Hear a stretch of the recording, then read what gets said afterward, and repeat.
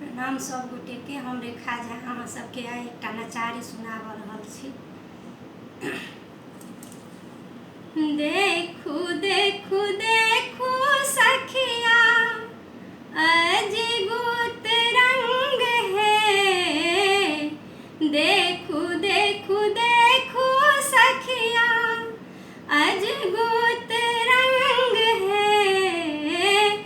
उमा के सजन छथि भांग सँ मतंग है, उमा के सजन छथि।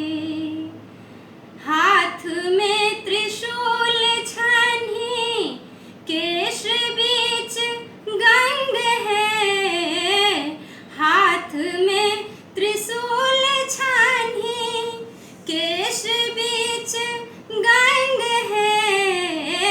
साँप लटकल छन्हि सब अंग अंग है, साँप लटकल छन्हि सब अंग अंग है।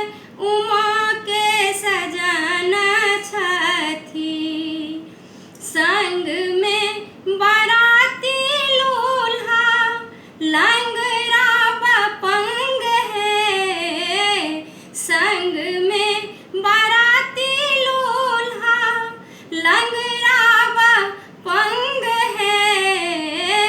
भूत प्रेत नाची नाची बजबै मृदंग है, भूत प्रेत नाची नाची बजबै मृदंग है। उमा के सजन छथि दाई माई देखी ताहि रहि गेली दंग है, दाई माई देखी ताहि रहि गेली दंग है। रहती कुना का धिया बतहाक संग है, रहती कुना का धिया बतहाक संग है। उमा के सजन छथि देखू देखू देखू सखिया अजगुत रंग है। उमा के सजन छथि भांग सँ मतंग है, उमा के सजन छथि।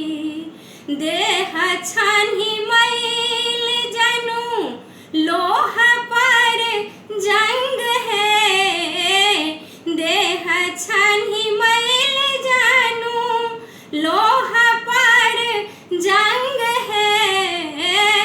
फाटल बेमाई जेना खुनल सुरंग है, फाटल बेमाई जेना खुनल सुरंग है।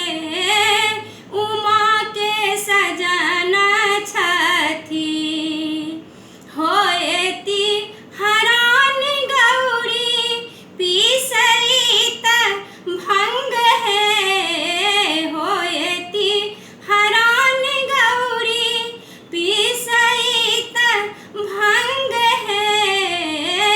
डरहि डराए जेती देखी के भुजंग है, डरहि डराए जेती देखी के भुजंग